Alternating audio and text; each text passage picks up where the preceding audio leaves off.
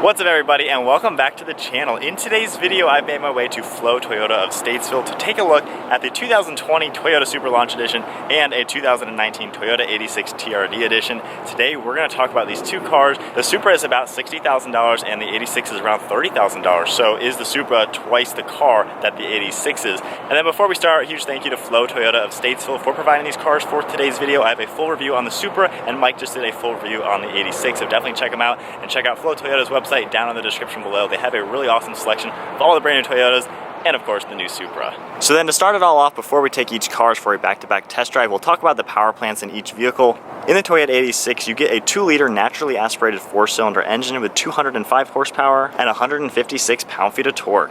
While over on the Supra, you get a 3-liter inline 6-cylinder turbocharged engine cranking out 335 horsepower and 365 pound-feet of torque. And then as far as 0 to 60 times go, the 86 you're looking at 6.2 seconds, while the Supra you're looking at 3.8 seconds. So already the Supra obviously has a lot more power and torque than in the 86, and again, it's twice the price, so you would expect that 0 to 60 times is almost twice as quick. It definitely has a lot of power. However, with that, this car weighs nearly 3,400 pounds. The 86 comes in closer to 2,800 pounds. So that's a pretty big weight difference, and once we're driving the cars back to back, we'll see if we notice any type of differences as far as the weight transfer and body roll.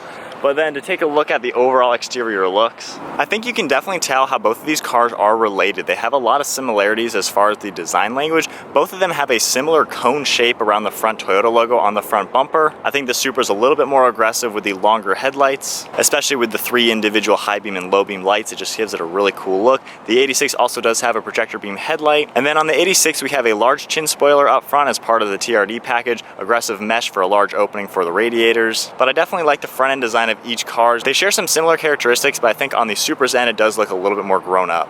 And then also taking a look at the overall side profile of the car, the Supra has a very stubby appearance. This is only a 2-seater. The 86 does have rear seats, giving it a little bit longer interior space, but you can see the stubby appearance on the Supra with many sculpted lines to it and a lot of nice aggressive curves. It has large fender bulges all around the car and a swooping rear end with a ducktail spoiler all integrated into the trunk. So I think with the Supra, all the body lines just flow very, very nicely from the front to the back, just giving it a unique look.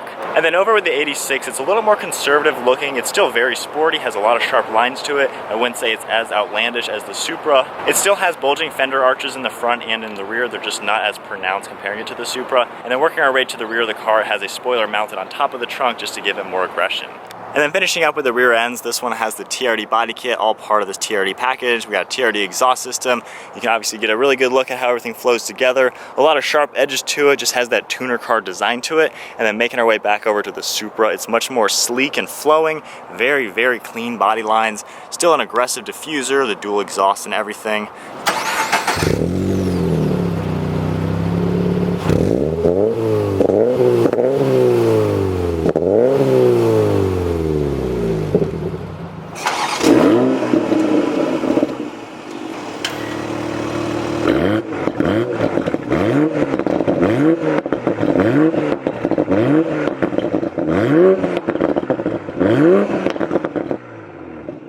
So I think overall design, this does look like a more expensive car. It has that more mature look to it, very sleek lines, just the shapes flow super nicely. This one has a little bit more sporty and toy car sense to it, more of that younger tuner car feel. So with that said, we're gonna go ahead and hop on inside. This car has keyless entry. All I have to do is grab the door handle. The car will automatically unlock. So then hopping in the Supra, just talking about how easy it is to get in and out of, I really have no issues. This is a little bit lower than other cars like it, but I don't really have any issues. I'm 5'11", but then in the car, it is very upscale and premium. It definitely feels like a car around the $60,000 mark. You have beautiful leather all along the interior. The seats have a really nice look to them with nice stitching. There's leather along the door panel. Everything's very solid. We get carbon fiber on the dash as well, and then nice silver accents. 8.8-inch screen up top, and then an 8.8-inch screen in the gauges.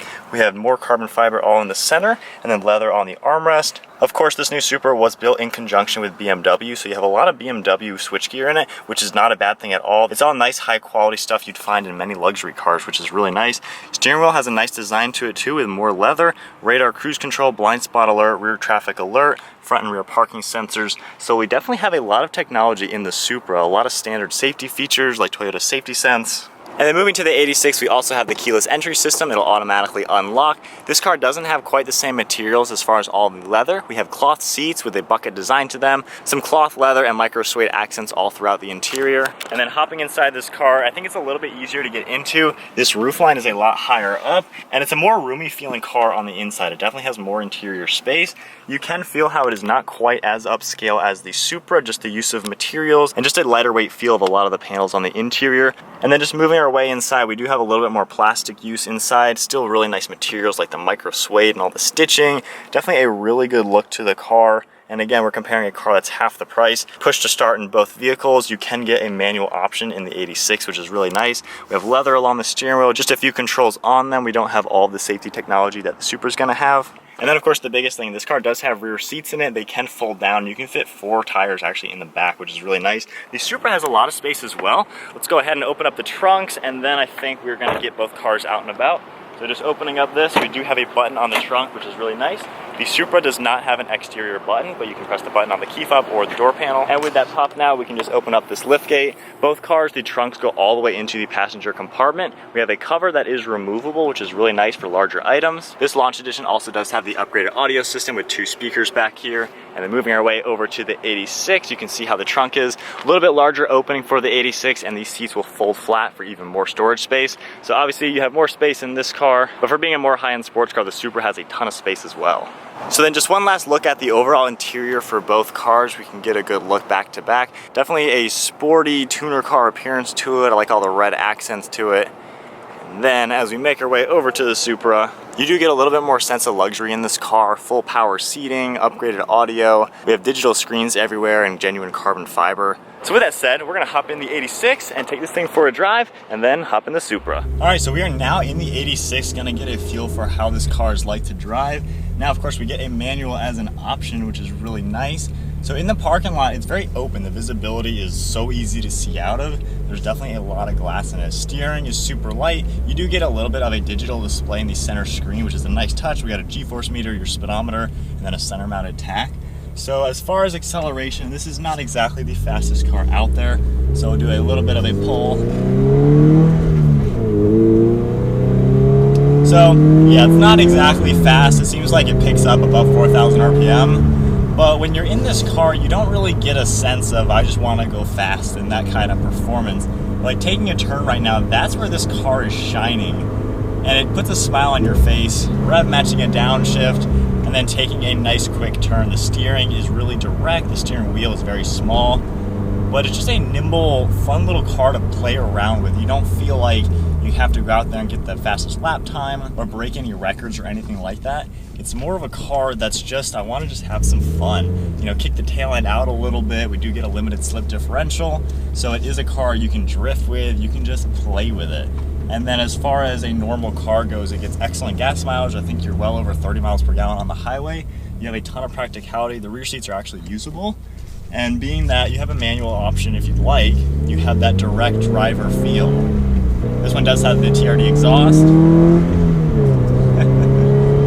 Suspension does a really good job absorbing the bumps. There's pretty much no body roll.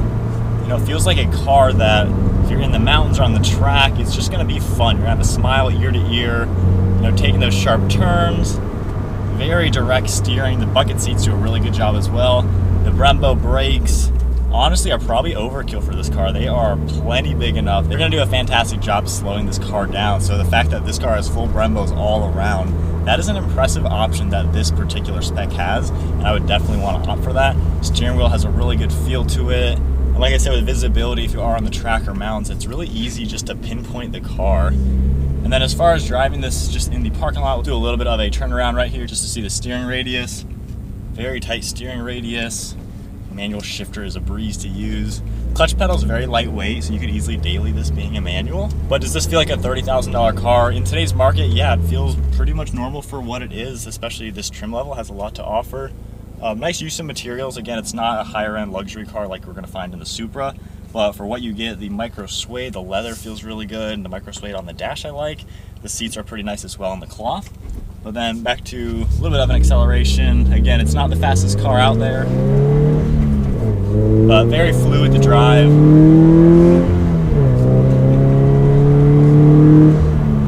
yeah, so I'd say my overall opinion with the 86, it is a fun car to play around with. It's more of a toy car.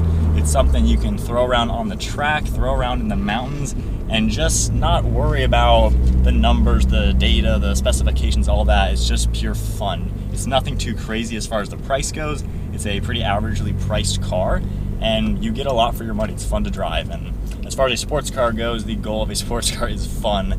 But that is it for the 86. We're gonna hop in the Supra, wrap up the video in that car, and talk about that car being double the price, and is it double the fun? So we are now back in the Supra. I did drive this earlier this morning. So already the sense you get when in this car, it is more premium, more luxurious. I feel more closed in, like it's hunkered down. I really like how these portions of the car in the center console and then on the door panel, they make you feel like you're in a driver-focused car. It's like a cockpit in here. These seats are really, really comfortable. The leather is beautiful. They're 14-way power adjusting. These side bolsters even can squeeze you a little bit tighter. So this car, of course, an 8-speed automatic. We do have different driving modes in this car, which is a nice touch. Everything starts up in just your basic normal automatic mode. Everything's very conservative.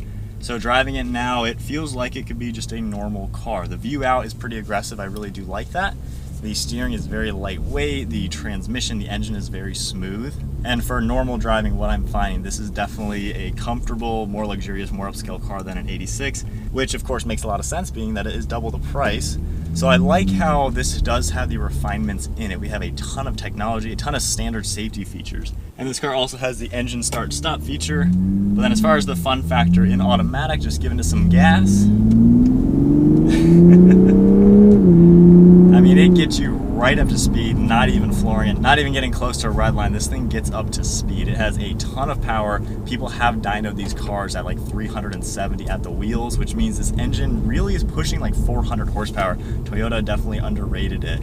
But then as far as the more performance goes, because we have driving modes in this car, if I hit the sport mode button, all of a sudden we have a lot going on. I can configure it as well to be individual to what I'd like to be mixed and matched. But we have damping, steering, engine, and transmission we can control. So we have a normal mode and then a sport mode. So everything over in sport mode, now in manual mode. You do get some gurgles on the exhaust, which is nice. This does have a lot more sound to it than the 86. But with this, we now have a stiffer suspension, much heavier steering in the tighter parking spaces. It is really heavy. You actually have to muscle it a little bit. The engine and transmission are also more responsive. So then just getting it up to speed now, shifting.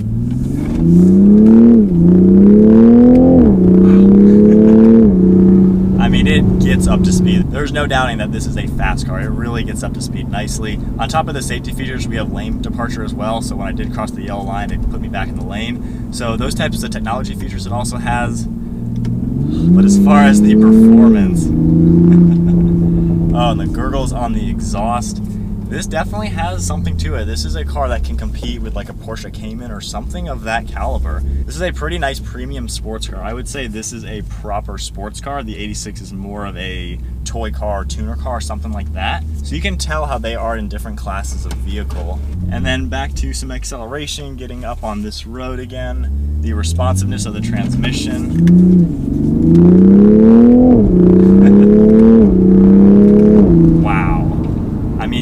It gets up, and that is again half throttle. I can't imagine once this car is running, actually redlining it and everything, and even going down to 4th gear at 2,000 RPM. Wow, the turbo is so responsive and powerful. That is amazing.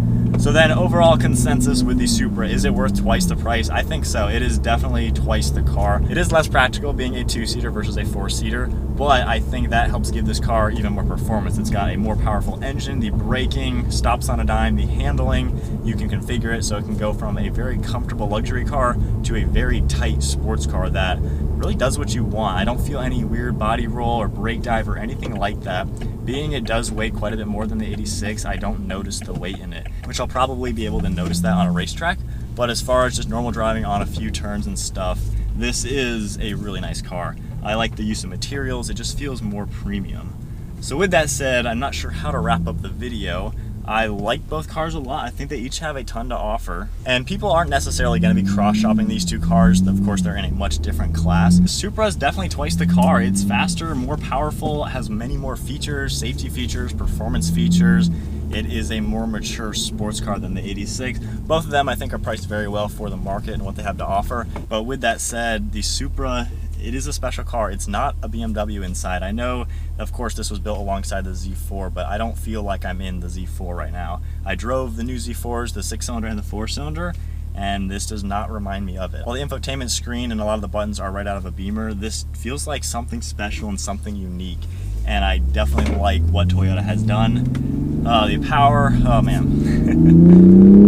The sounds, I think Toyota did a really good job bringing the Supra back to this day and age. But that is going to wrap up the video. That is it for the Supra. I filmed 2 videos with this car today, and I've really enjoyed getting to take a look at it.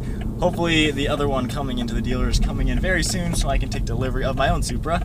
But I'm liking what this thing has to offer, and then the 86, going back to that car, that has so much to offer for a fun to drive manual car. But yeah, anyway, huge shout out once again to Flo Toyota of Statesville for providing both of these cars for today's video. I'll have the link to their website down in the description below. Definitely check them out. They have a huge selection of all the new Toyotas, and of course they have a Supra right now, so definitely check out this car. But that is going to wrap it up, guys. Hope you enjoyed the video. Give it a huge thumbs up, smash that subscribe button, and we'll see you next video.